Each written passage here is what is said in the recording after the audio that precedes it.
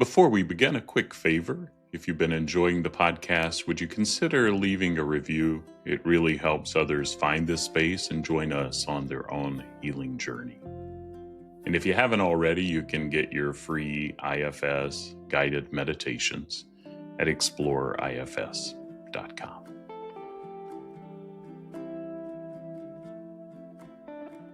Welcome back to IFS Meditations and Insights. I'm Tim Fortescue, your guide on this journey toward wholeness through the lens of internal family systems. Together, we're creating a space where every part of us can be seen, heard, and welcomed. Today's episode is a little different.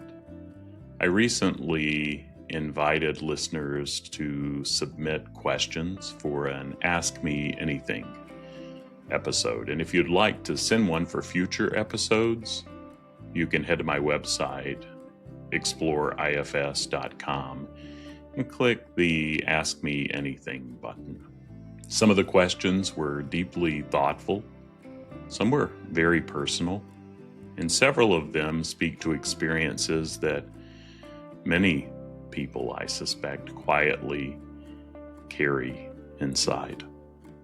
Before we dive in, I want to be clear about something. I'm not a licensed mental health professional. I do have a seminary doctorate, and I'm a board-certified coach and level 2 trained IFS practitioner. IFS is a trauma-informed model, and I've worked with it deeply, studied it, and practiced it deeply in my own life and in my work with others for many years. So what I offer here comes from that place. Not clinical advice, but real experience, careful training, and genuine care for the people asking. Take what's helpful, and if anything here points you toward needing more support, I hope you'll follow that. So today I'm going to respond to a handful of the questions that I received. There's 6 of them. As always, take what resonates, and if something here touches a tender place in you, just notice that gently. And there's no rush. So let's begin.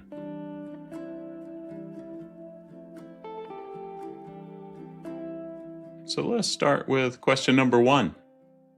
Does IFS connect with dissociative identity disorder? And how does healing lead toward integration? And this is a really important question, and I want to answer it thoughtfully. I'll say up front, if you or someone you love is navigating a DID diagnosis, working with someone who can understand them and where they're coming from, and they know and are trained in trauma and have learned about dissociation is really important. What I can offer here is the IFS framework as a lens, and not particularly clinical guidance for that specific work, but IFS has a lot to offer this conversation. And as I'd mentioned before, it is a trauma-informed model. Internal family systems begins with a simple but powerful idea. The mind is naturally multiple. We all have parts that plan, parts that worry, parts that protect, parts that carry hurt. For most people, these parts operate in the background, but in dissociative identity disorder, DID, those divisions become more extreme because the system had to survive overwhelming experiences. From an IFS perspective, those identities are not seen as something pathological or wrong. They're understood as brilliant survival strategies. The intention of IFS is not to eliminate parts. It's integration through relationship. And integration in IFS doesn't mean blending everything into one personality. It means something closer to cooperation. Parts begin to trust the presence of what IFS calls the self, the calm, compassionate, steady center that exists in all of us. When that happens, parts no longer need to stay so separate. They begin to communicate. They share memories. They release burdens. They act more as a team. And slowly, the system becomes more connected and harmonious. So in IFS, we don't push toward forced integration. We build trust, safety, and internal leadership. And when those things grow, integration often happens naturally. Here's question number 2. I feel suicidal sometimes because old trauma resurfaced recently. What should I do? And I want to thank you, all of you. And this is something that I've heard before. If someone asks the question, there's likely others that have the question. And so thanks for trusting this space with something so tender. From an IFS perspective, suicidal thoughts are often coming from firefighters. These are the parts that rush in when pain feels unbearable. Their job is to stop the suffering immediately. Sometimes they do that through distraction, sometimes through substances, sometimes through shutting everything down. And sometimes they begin to believe the only way to stop the pain is to stop the person. But here's what's important to understand about those parts. They're not the enemy. They're responding to something much deeper, exiles, carrying old trauma, shame, abandonment, grief, things that never got witnessed, things that still feel too big to hold alone. The firefighter isn't trying to end your life, it's trying to end the pain. So the healing work becomes not fighting those thoughts, not shaming the part, but slowly turning toward it and saying inside, I see how overwhelmed things are right now. Thank you for trying so hard to protect me. That kind of presence, even a small drop of it, can begin to shift something. And when the pain underneath starts to be witnessed and tended to, the firefighter's job begins to change. Healing trauma almost always requires more than one person, though. So whether that's a therapist, a trusted friend, spiritual community, or something else, we're not meant to do this completely alone. If you're in a place where those supports feel far away, I hope you'll take one small step toward finding one. Question 3. What do you do when a family relationship breaks and the other person refuses repair? This listener shared a heartbreaking situation with a family member, someone they love deeply who has stopped speaking to them. Situations like this touch very deep parts of us. There may be parts that feel rejected, parts that feel misunderstood, parts that want justice, parts that want closure. And one of the hardest truths in relationships is this: repair requires two people. IFS helps us tend to the parts inside us that are hurting. You might gently ask inside, what part of me feels most heartbroken right now? Maybe it's a younger part longing to be loved and believed. Maybe it's a protector who feels angry about the injustice. Maybe it's a grieving part that knows time is short. You can offer those parts compassion. You can write letters you may never send. You can speak love toward that person, even if the other person never responds. Sometimes the deepest healing is allowing ourselves to say, I did my best. My love was real, and I can still carry that love forward. even when reconciliation doesn't happen. Question number 4, and again, we'll do 6 here, so 2 more after this. If parts are used to being fixed, how do we convince them we're not trying to change them anymore? This is such a beautiful and honest and real question. Many of our parts have spent years, sometimes decades, being told they are problems. Too emotional, too anxious, too controlling, too much. So when we start doing parts work and say, I'm just here to listen, some parts don't believe us. And honestly, that makes sense. Trust builds slowly. So instead of convincing them with words, we show them through consistent presence. Each time a part shows up, you might say, I'm not here to change you today. I just want to understand what your job has been. And then actually follow through. No fixing, no pushing. Over time, parts begin to realize, oh, this is different. And trust grows.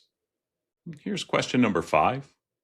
When I wake up in the morning, I feel a heavy, dark feeling in my body, maybe shame or guilt. What do I do with that? This is something many people experience. I know I do. Often those morning feelings come from parts that have been waiting quietly overnight. When the mind is still waking up, the protective distractions haven't kicked in yet, and you've got a long to-do list, often, if you're like me.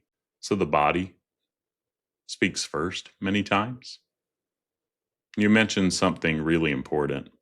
Instead of pushing it away, you've been sitting with it during the day, and you've noticed it becoming less scary. And that's actually a powerful form of healing. Instead of asking, how do I get rid of this feeling? You might ask, what part of me is carrying this? Is it a younger part holding shame? Is it a protector afraid of making mistakes? Is it a memory that never got witnessed?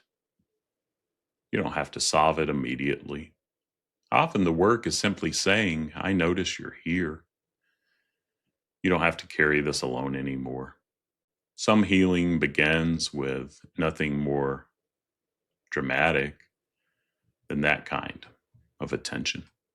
And then this final question was in reference to a meditation I recently did on turning toward exiles. And in that meditation, we turned toward the part, the protector softened, we witnessed the exile, but I didn't go through a full unburdening process. And so this listener asked, kind of, why didn't I do that?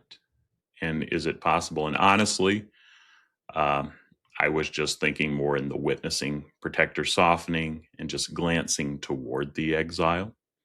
But yes, there is an unburdening process with that. And sometimes it can even happen spontaneously. But I appreciate your courage for reaching out and noticing, wow, this protector, like if you turn toward it and don't give the invitation to unburden, it can be also, or it can be kind of like exiling it again. And in IFS, there is a formal unburdening process. Just wasn't my intention in that meditation. And we usually move through it carefully and again with protector's permission. But it sounds like this listener had that permission and the unburdening was ready to happen. But sometimes when a part is deeply witnessed with compassion, something also just naturally releases.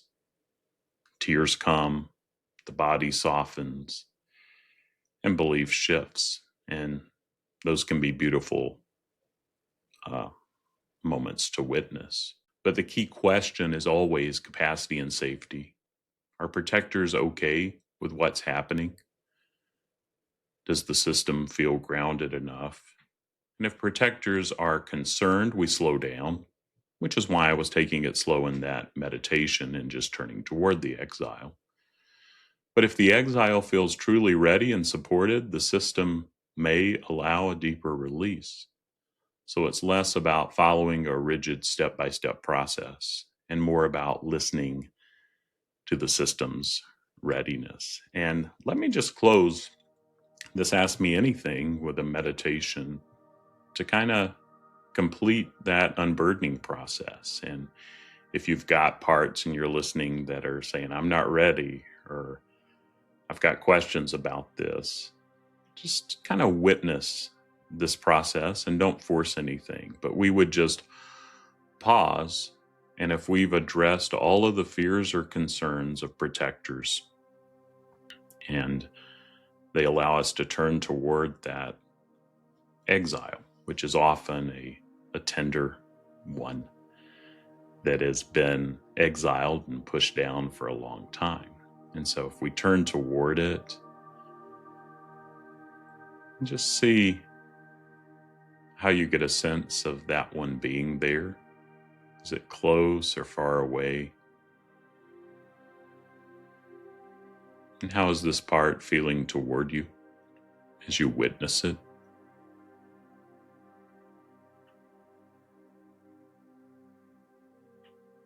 And if there's openness, if it's open-hearted to see you and you are open-hearted to see that part, just say, what do you want me to know? I want to fully see you and understand you.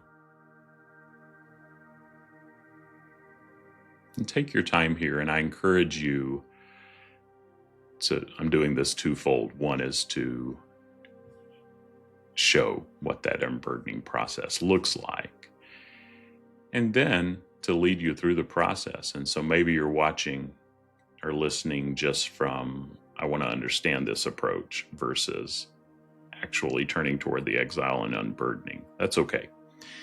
If your exile is open, pause this recording and take all the time you need right now to let that young, often young, tender one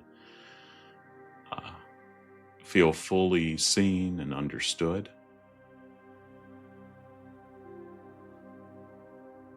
And if you're noticing any tightness or tension, hold off. That's those protectors jumping in that have questions. But there is hope, and we can help this young, tender one.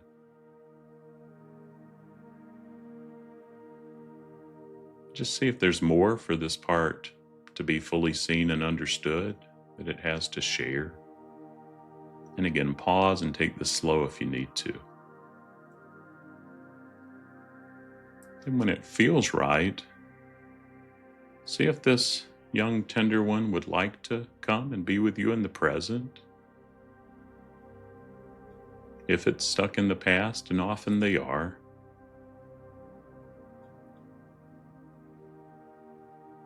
and if it says, I'm already in the present, just acknowledge that.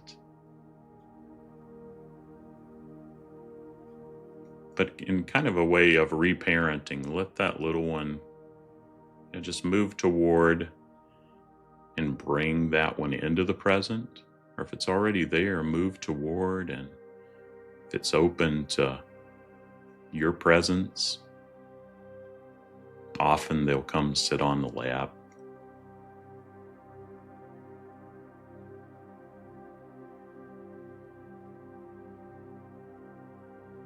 Just let that little one come into the present if it wasn't there, in a comfortable place.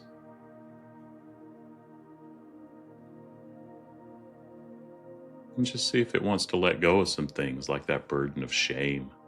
I'm not enough.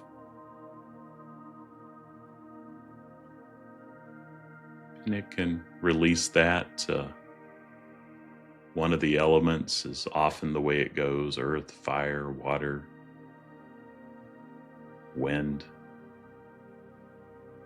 Maybe it wants to just cast those burdens into the ocean. Yeah, just let go of whatever it wants to right now. And this is always a process you can come back to. I unburden often with my little ones. But yeah, just release however it seems appropriate and trust your system. And again, pause again if you need to. And then when it's all out, see if you're feeling a little more spaciousness.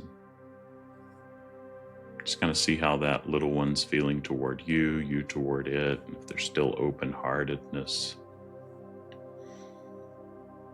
See what you can let in to kind of fill some of that place that shame had taken up, or I'm not enough has taken up. And fill that with belovedness type stuff.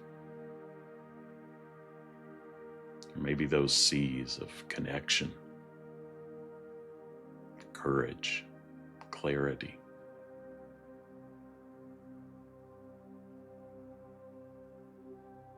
And then take your time there, and if you need to pause, do that. When that's complete, see how that tender one that was exiled is doing.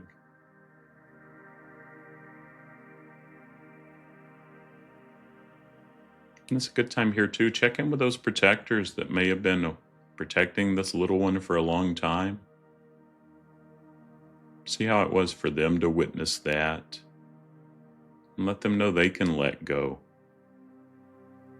They don't have to work so hard. We're not trying to put them out of a job, but they have some burdens now that they can let go, that they see things are different. They can do that. Same thing to the earth, wind, fire, water. And then when that feels complete, and again, pause here and take your time if you need to. See what they can let in now that there may be a little more spaciousness.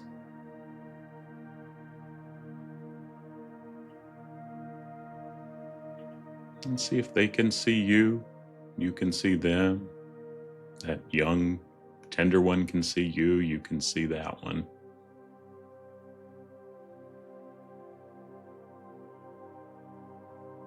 And just see if that young, tender one needs anything else. And let it know that you'll be back. And there's a good place to commit to checking in regularly. I think Schwartz would say daily, 2 weeks or so, because these parts have been pushed down and we want to show up for them now.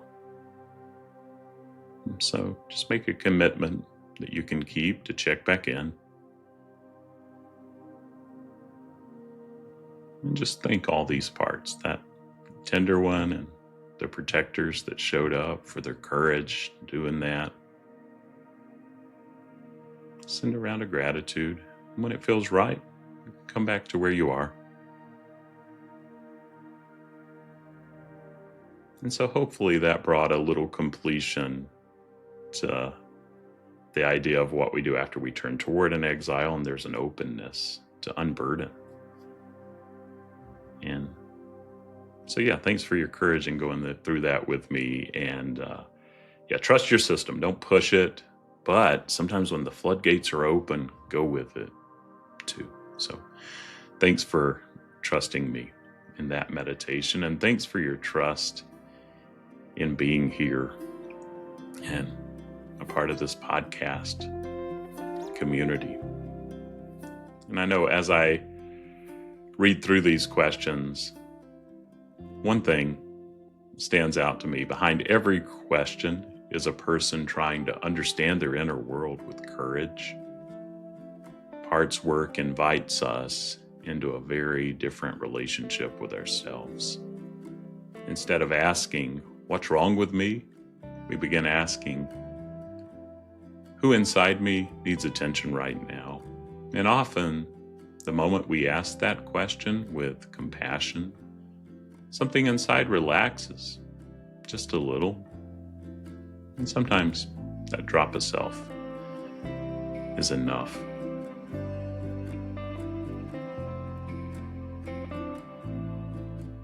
That wraps up another episode of IFS Meditations and Insights. If today's episode was meaningful to you, please follow, subscribe, and share with someone who might need it. A positive review helps more people find this healing work. And don't forget, you can get your free IFS meditations at exploreifs.com. And until our next session, be gentle with yourself, and I'll try to do the same, because we're beloved human beings.